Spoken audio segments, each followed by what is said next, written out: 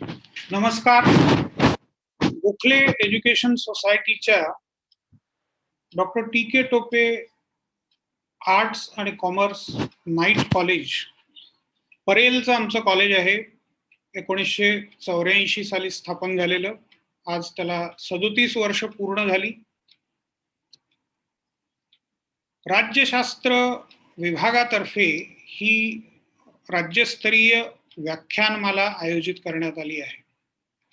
महाविद्यालयाचे प्राचार्य श्री वी ब रोकडे, आजच्या आपल्या प्रमुख व्याख्यात्या प्राध्यापिका अरुणा पेंडसे, दोघंही आपल्या मीटिंगमध्ये जॉईन झालेले आहेत. दोघांचंही स्वागत. उपप्राचार्य प्राध्यापक नंदेला सर, माझे सर्व शिक्षक आणि शिक्षकेतर सहकारी,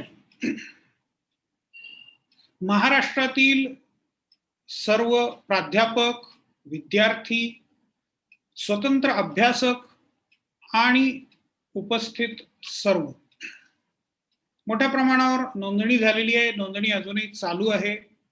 नोंदणीची लिंक साईटवरती उपलब्ध आहे.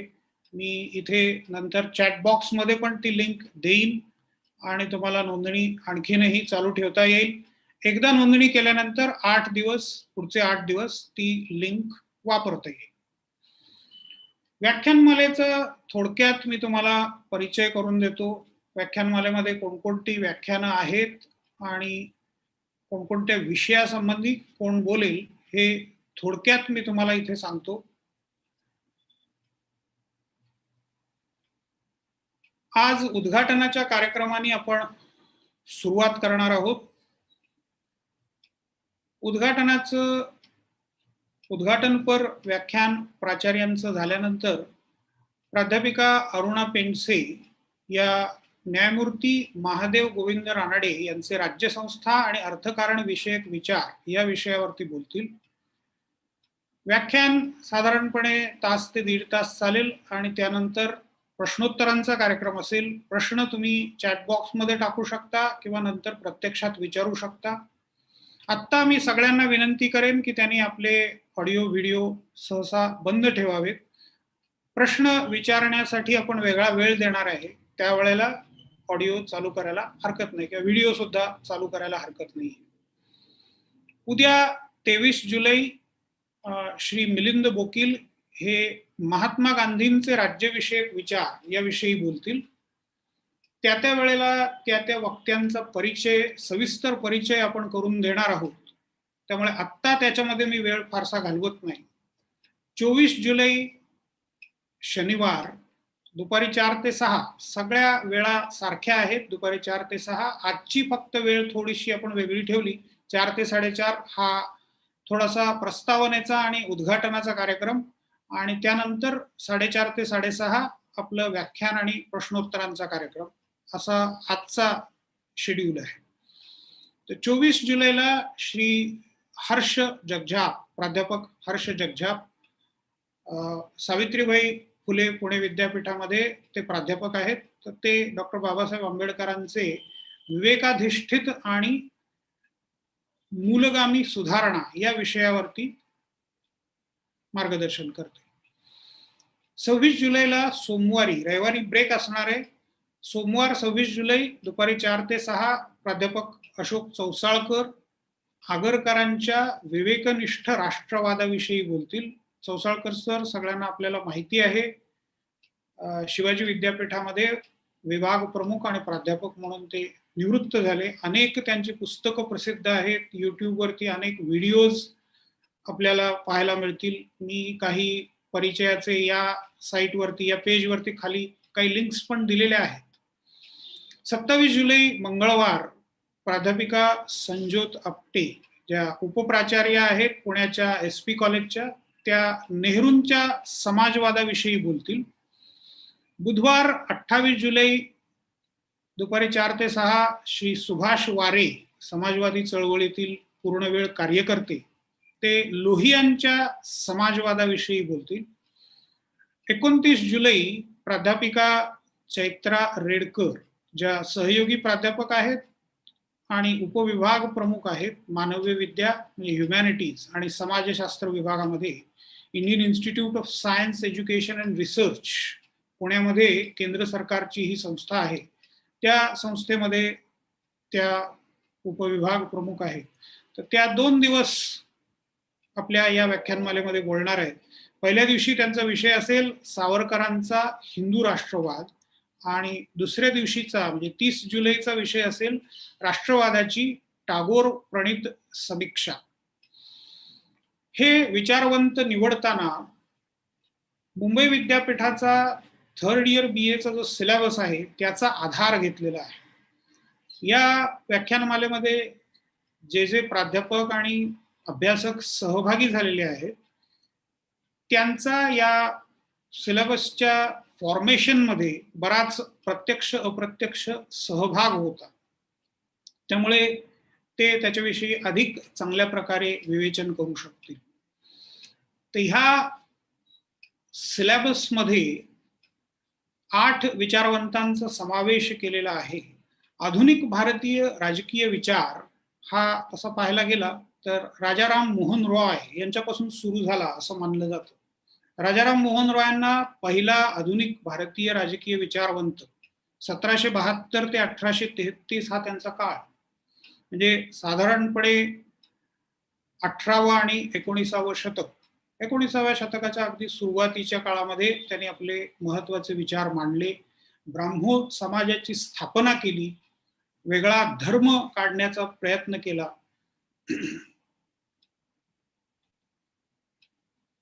आपण सुरुवात करणार आहोत ते न्यायमूर्ती महादेव गोविंद रानड्यांपासून. 1842 ते 1901 हा त्यांचा काळ. 19वा शतक. मला इथे सुमंत सरांचं एक वाक्य नेहमीच आठवतं की 19वा शतक हे विचारवंताच्या दृष्टीने किंवा राजकीय विचारांच्या दृष्टीने अतिशय वैभवशाली असं होतं. एका पाठोपाठ एक स्टॉलवर्ड्स निर्माण झाले आणि त्यांनी आपले विचार मांडले आणि त्यावेळची जी राष्ट्रीय चळवळ होती ती पुढे नेली. हा छोटासा लेख या पेजवरती मी इथे दिलेला आहे. या सर्व 8ही विचारवंतांच्या विषयी सारांशाने इथे मांडलेलं आहे, ते तुम्ही नंतर सविस्तर पाहू शकता. रानड्यांच्या नंतर गांधींचा विचार आपण करणार आहोत. गांधींच्या विषयी बरंच मटेरियल नेटवरती अवेलेबल आहे, त्याचे काही लिंक्स पण मी इथे दिलेले आहेत. महात्मा गांधी हे नामदार गोपाळकृष्ण गोखल्यांना आपले गुरु मानत होते. गांधींनी इथे सत्याग्रहाच्या आणि असहकाराच्या चळवळी सुरू केल्या. ऑगस्ट क्रांती मैदान मुंबईमध्ये आहे.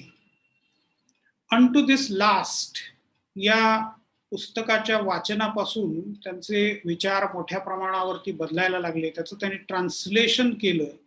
अंत्योदय आणि अंत्योदयाचं त्यांना ट्रान्सलेशन अपुरं वाटायला लागलं, म्हणून सर्वोदय हा शब्द त्यांनी मांडला. पुणे करार महात्मा गांधी आणि डॉक्टर बाबासाहेब आंबेडकर यांच्यामध्ये झाला. त्याचे संदर्भ खूप मोठे आहेत. तर हे सर्व ओळीने मी इथे घेतलेलं आहे. सर्व विचारवंतांचा उल्लेख त्यांच्या पुस्तकांचा, उदाहरणार्थ नॅशनॅलिझम हे रवींद्रनाथ टागोरांचं पुस्तक, सावरकर आणि सावरकरांचं सगळ्यात गाजलेलं पुस्तक 1857चं स्वातंत्र्य समर. सावरकरांची इतर पुस्तकं savarkar.org या वेबसाईटवरती उपलब्ध आहेत. गोपाळ गणेश आगरकर 1856 ते 1895 मुद्दाम उल्लेख करावा असा वाटतो. अतिशय शॉर्ट स्पॅन, 39-40 वर्षाचं अवघं आयुष्य त्यांना लाभलं. अगदी एक्झॅक्टली बोलायचं तर 38 वर्ष 11 महिने 4 दिवस. वि. स. खांडेकरांचं आगरकरांविषयी लिहिलेलं एक पुस्तक मला वाचनात आलं. त्याच्यामधले काही उतारे अतिशय वाचण्यासारखे आहेत. आत्मविश्वासाशिवाय कुठलाही समाज जगू शकत नाही, पण आत्मपरीक्षणाशिवाय त्याची कधीही प्रगती होऊ शकत नाही. 18व्या शतकात महाराष्ट्रीय समाजाची ही दोन्ही अंगे विकल झाली होती. विष्णुशास्त्र्यांनी पहिल्याला संजीवनी दिली, दुसऱ्याच्या बाबतीत आगरकर धन्वंतरी ठरले. थोडीशी अलंकारिक भाषा आहे, परंतु अतिशय नेमकं वर्णन वि स खांडेकरांनी आगरकरांचं केलेलं दिसतं. आपल्याला सगळ्या उतारे वाचण्याला तेवढा वेळ नाहीये, त्यामुळे आपण थोडंसं पुढे जाऊ. फर्ग्युसन कॉलेजमध्ये आगरकर होते, केसरीमध्ये ते होते आणि सुधारकाची पण त्यांनी स्थापना केली. डॉक्टर बाबासाहेब आंबेडकर, भीमराव रामजी आंबेडकर, कॉन्स्टिट्यूशन मधलं त्यांचं कॉन्ट्रीब्युशन, घटनाकार आपण त्यांना म्हणतो, घटनेचे शिल्पकार, स्वतंत्र मजूर पक्षाची त्यांनी स्थापना केली 1937 मध्ये.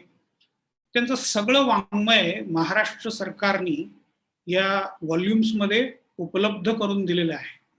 त्याच्याविषयी काही वादही झाले होते, तेही वाचण्यासारखं आहे, तेही चिंतन करण्यासारख्या गोष्टी आहेत. रिपब्लिकन पार्टी ऑफ इंडियाची स्थापना करावी अशी त्यांची इच्छा होती. 3 ऑक्टोबर 57 ती पार्टी स्थापन झाली. त्यांनी स्थापन केलेली वर्तमानपत्र मूकनायक, बहिष्कृत भारत आणि हे पहा, महाडच्या सत्याग्रहास जाणाऱ्या लोकास जाहीर खबर, त्यावेळच्या भाषेमध्ये 1927 सालचं हे पत्रक आहे. अतिशय बारकाईने नियोजन या सगळ्या सत्याग्रहाचं केलेलं होतं, हे या छोट्याशा पत्रकावरून दिसतं. दादासाहेब गायकवाडांचं हे चित्र आहे, डॉक्टर बाबासाहेब आंबेडकरांच्या बरोबर. आंबेडकरांचा विचार पुढे नेणारे भाऊराव कृष्णराव गायकवाड. प्रकाश आंबेडकरांचं नेतृत्व आता तुम्हाला दिसतं दलित चळवळीमध्ये. दादासाहेब रुपवते. अलीकडच्या राजकारणामधल्या काही घडामोडी या चित्रातून अगदी स्पष्ट होतात. शेवटचं मॉड्यूल आहे ते समाजवाद. त्याच्यामध्ये दोघांचा विचार आहे, जवाहरलाल नेहरू आणि राम मनोहर लोहिया. तर नेहरूंच्या विषयी काही रेफरन्सेस आहेत. नेहरूंनी पुस्तकं लिहिली, त्यातली 2 मला तरी खूप महत्वाची वाटतात, ग्लिम्प्सेस ऑफ वर्ल्ड हिस्ट्री आणि द डिस्कव्हरी ऑफ इंडिया. म्हणजे विद्यार्थ्यांनी राजकारणाचा अभ्यास, इतिहासाचा अभ्यास इथपासून सुरू करावा, निश्चितपणे उपयोगी पडतील अशी पुस्तकं आहेत. नेहरूंचं परराष्ट्र धोरण, नेहरूंचा आंतरराष्ट्रीय राजकारणाचा अभ्यास दांडगा होता. सुभाषचंद्र बोसांच्या बरोबर त्यांचे असलेले संबंध, त्याच्याविषयी पण बरीच चर्चा होते. आणि शेवटचे विचारवंत या सिलेबस प्रमाणे आपल्या व्याख्यानमालेमध्ये त्याचा क्रम थोडा वर खाली होतोय. राम मनोहर लोहिया. लोहिया म्हणजे मराठीमध्ये आपण ज्याला लोहार म्हणतो, त्याच्यावरून आलेला तो शब्द आहे, त्याच्यावरून आलेलं ते आडनाव आहे. जर्मनीमधल्या हम्बोल्ट युनिव्हर्सिटीमध्ये लोहियांनी PhD मिळवली. इंग्लंड किंवा जर्मनी असे त्यावेळेला 2 प्रवाह होते. तर लोहियांनी जर्मनीचा प्रवाह स्वीकारलेला दिसतो, त्या मार्गाने ते गेले.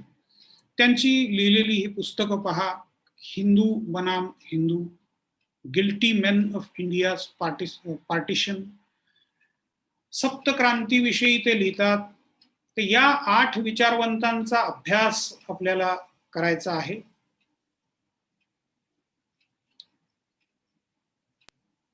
आजच्या व्याख्यानमालेला सुरुवात करण्यापूर्वी आणखीन एक आठवण फक्त करून द्यायची आहे की हे 2रं वर्ष आहे व्याख्यानमालेचं, ऑनलाईन व्याख्यानमालेचं.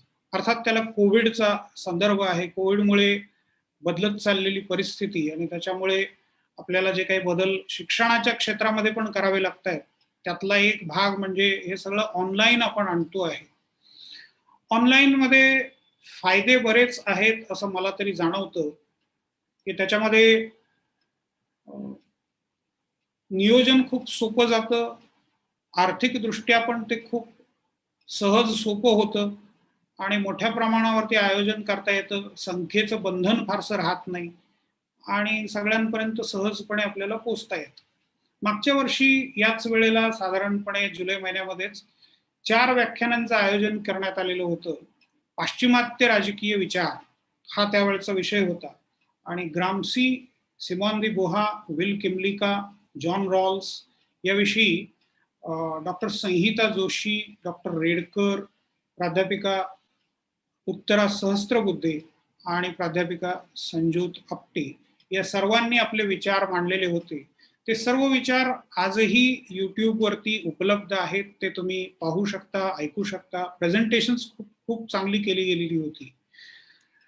तर त्याचाच पुढचा भाग म्हणून आपण यावेळेला भारतीय राजकीय विचार याच्याविषयी 8 व्याख्यानांचं आयोजन केलेलं आहे.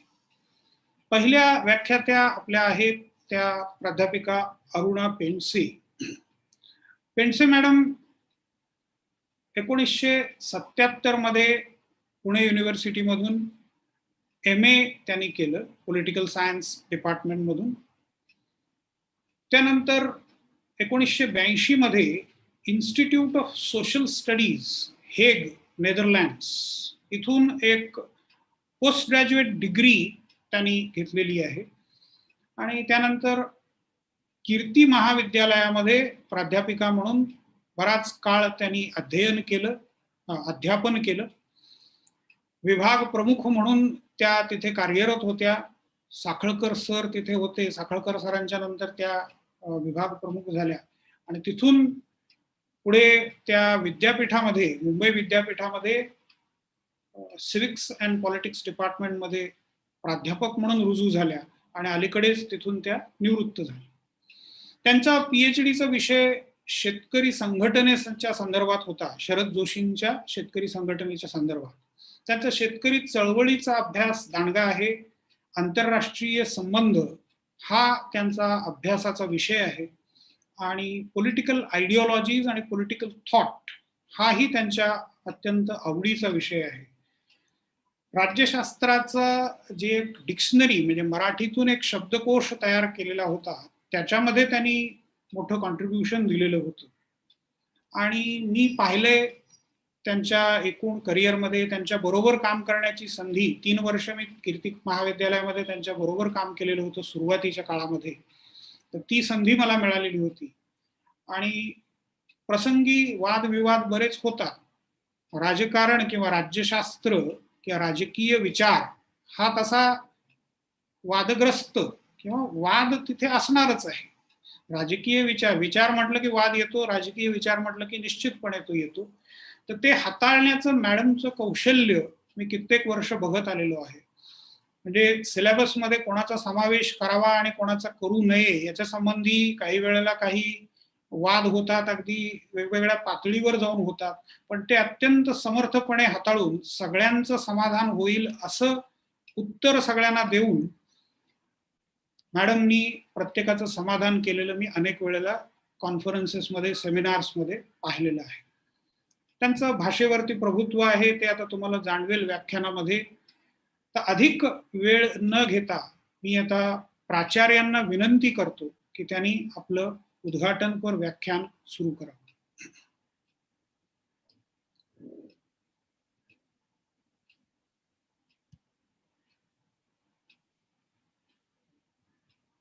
प्राचार्य V. ब. रोकडे, फक्त अनम्यूट करावं लागेल सर. ओके. आवाज येतोय का माझा? हो, आवाज येतोय, क्लिअर येतोय.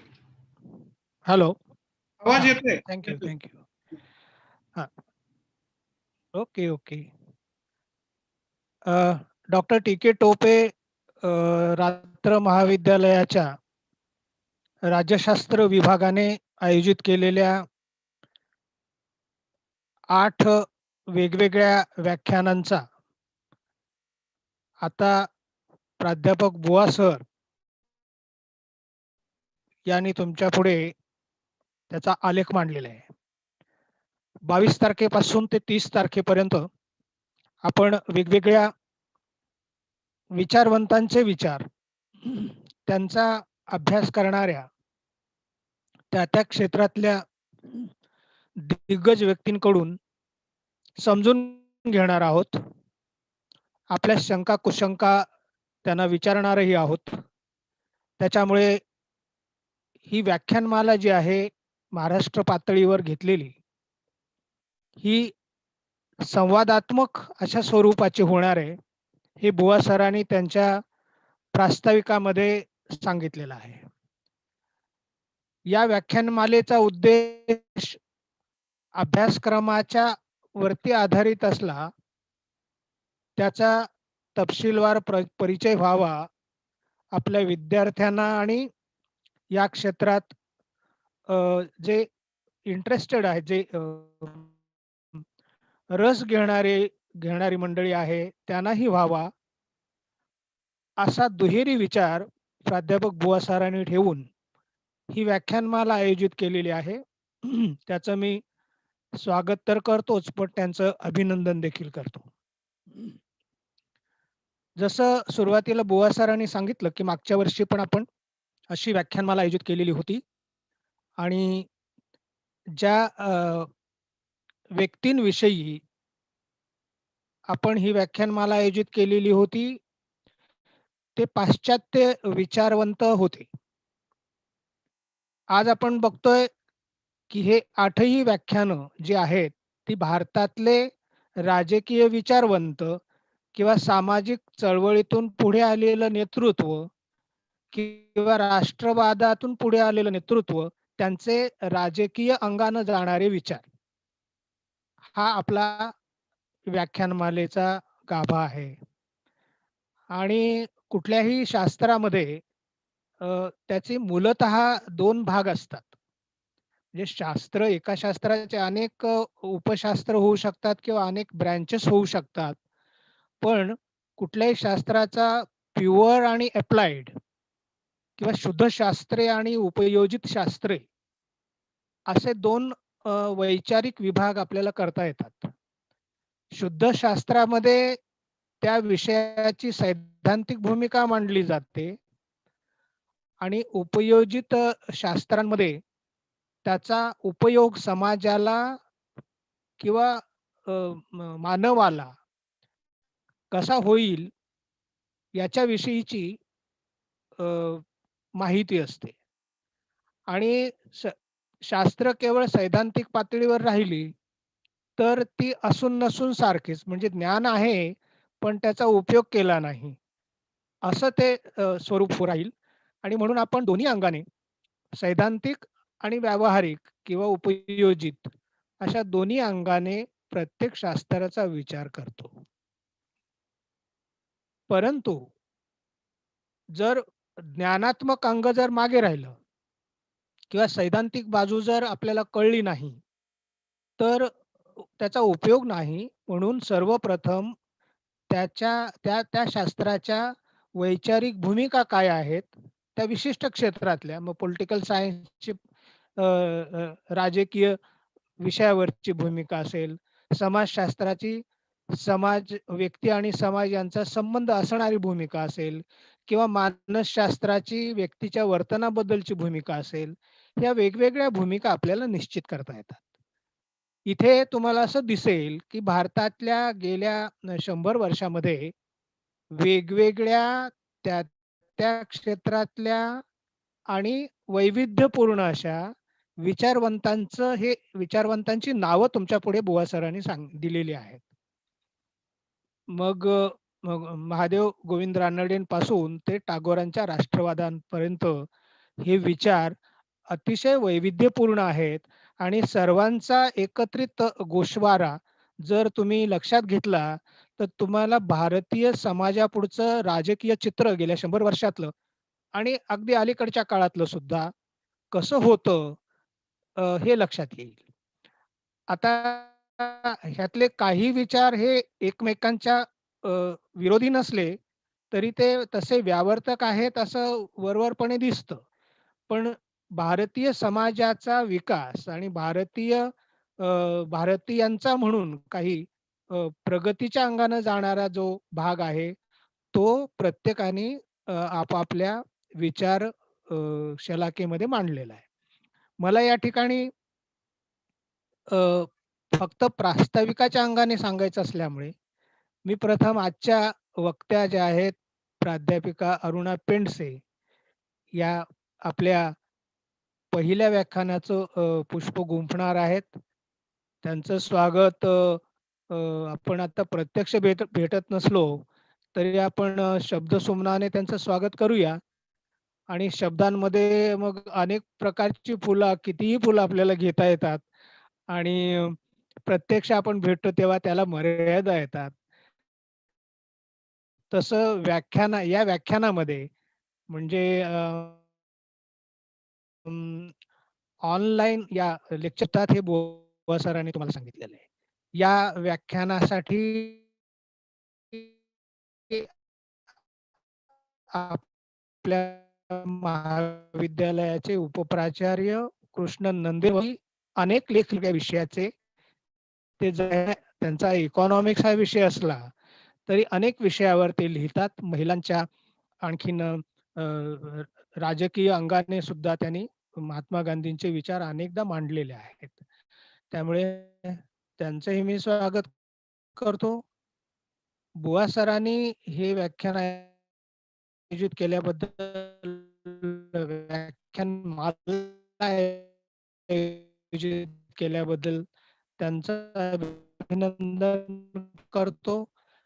यांच्याशी बरीच मंडळी, विद्यार्थी आणि त्यांचे प्रमुख डॉक्टर दळवी मॅडम यांनी अनेक विद्यार्थ्यांना प्रोत्साहित करून त्यांना या व्याख्यानासाठी उपस्थित केलेलं आहे. तेव्हा त्यांचे मी आभार मानतो आणि स्वागतही करतो. या व्याख्यानातून विद्यार्थ्यांना बऱ्याच गोष्टी घेता येतील आणि अभ्यासक्रमाव्यतिरिक्त काही अधिक तुम्हाला परीक्षेमध्ये लिहिता येईल, ज्याचा परिणाम तुमच्या नुसत्या गुणांवर होणार नाही, तर आपल्या व्यक्तिगत गुणांवर सुद्धा होईल. म्हणजे आपल्यामध्ये विकसित होतील व्यक्तिमत्वामध्ये आणि हाच खरं म्हणजे कुठल्याही व्याख्यानाचा हेतू असतो. तेव्हा आपले विचार अधिक चौफेर व्हावेत. अगदी सैद्धांतिक पातळीवर मग आपण प्लेटो, अरिस्टॉटल वगैरे यांचा विचार करतो. म्हणजे ते या शास्त्राचे प्रमुख आहेत असं मानतो आपण. कोणी प्लेटोला म्हणतं तर कोणी अरिस्टॉटलला. अरिस्टॉटल ते एम्पिरिकल अंगाने त्यांनाही मानलं जातं. पण दुसऱ्या विषयाशी प्रत्यक्ष संबंध असतोच. म्हणजे पॉलिटिकल सायन्स मध्ये रिअलिझम जसा एक विचार आहे तसा तत्वज्ञानामध्ये पण आहे. तत्वज्ञानामध्ये सुरुवातच वेस्टर्न फिलॉसॉफीची सॉक्रेटिस पासून होते. मग प्लेटो, मग अरिस्टॉटल असे जे त्यांचे शिष्य पुढे तयार झाले त्यांच्या अंगाने तो होतो. मग काही अनुभववादी असतात, लॉक सारखे, काही बुद्धिवादी असतात. अनुभववादी बुद्धिवादी विचारवंतांचा विचार आपण तत्वज्ञानामध्ये जसा करतो तसा इथे सुद्धा पॉलिटिकल सायन्स मध्ये अनेक अशा विचारसरणी आहेत, जशा की प्लुरॅलिझम आहे, पॉझिटिव्हिझम आहे. हे तत्वज्ञानामध्ये पण ह्याला खूप महत्व आहे. त्यामुळे एक विषय असला तरी आपली जी वैचारिक बाजू आहे, अंग आहे, ते व्यापक कसं होईल याचा प्रयत्न या व्याख्यानमालेमधून झाला तर मला आनंद होईल. मी पुन्हा एकदा सगळ्यांचे आभार मानतो उपस्थित राहिल्याबद्दल. आजच्या वक्त्यांचं स्वागत करतो आणि पुढील जे वक्ते आहेत, किती व्याख्यानाला मला उपस्थित राहता येईल मला सांगता येत नाही, परंतु बाबासाहेबांचे विचार आपल्याला ऐकायचे आहेत. नेहरूंचा समाजवाद ऐकायचा आहे. लोहियांचा समाजवाद ज्यांनी गेल्या 30-40 वर्षामध्ये काढलं आणि त्यांचा एक स्वतःचा एक विचार आहे. सावरकरांचा राष्ट्रवाद हा कसा इतरांपेक्षा वेगळा आहे आणि टागोरांपर्यंत आपण जाणार आहोत. तेव्हा या सर्व विचारवंतांचे विचार आपण लक्षपूर्वक ऐकावेत आणि त्यावरती भाष्य करावं, त्यावरती प्रश्न विचारावेत. बुवा सरांनी त्यासाठी एक वेगळा वेळ ठेवलेला आहे. तेव्हा मला वाटतं प्रारंभीचं माझं बोलणं मी इथे थांबवतो आणि सगळ्यांचे धन्यवाद करतो. धन्यवाद. धन्यवाद सर. बुवा सर. धन्यवाद. सरांचा विषय तत्वज्ञान फिलॉसॉफी आहे. सगळ्या राज्यात थोडक्यात तात्विक चिकित्सा त्यांनी इथे केली आणि आपल्या कार्यक्रमाला शुभेच्छा दिल्या. त्यामुळे पुन्हा एकदा सरांचे धन्यवाद. सरांचा आयोजनामध्ये नेहमी पुढाकार असतो. सरांच्या सहकार्यामुळे हे सगळं शक्य झालेलं आहे. त्याही बद्दल एकदा सरांचे पुन्हा धन्यवाद. पुढे जाण्याच्या आधी एक फक्त आवर्जून उल्लेख मला करायचा आहे. प्राध्यापिका अनिला गद्रे इथे उपलब्ध आहे. आमच्या गोखले एज्युकेशन सोसायटीच्या बोरिवली महाविद्यालयामध्ये राज्यशास्त्र विभागाच्या त्या प्रमुख होत्या. गेल्या 1-2 वर्षात त्या निवृत्त झाल्या 1-2 वर्षापूर्वी आणि आत्ता सध्या त्या अमेरिकेमध्ये स्थायिक आहेत. तर तिथून मुद्दाम त्यांनी शुभेच्छा पाठवल्या होत्या आणि मला जॉईन व्हायचं आहे, तर मला सहभागी करून घ्या. त्याच्यामध्ये पहाटेची वेळ असणार आहे, तरी मला सहज शक्य होईल असं त्यांनी आवर्जून सांगितलं आणि त्या आवर्जून इथे उपस्थित आहेत. तर त्यांचेही धन्यवाद. आम्ही युनिव्हर्सिटीमध्ये पण बरंच एकत्रित काम केलेलं आहे. पेंडसे मॅडमना पण ते माहिती आहे. तर मी प्राध्यापिका पेंडसे मॅडमना विनंती करतो की त्यांनी आपल्या व्याख्यानाला सुरुवात करावी.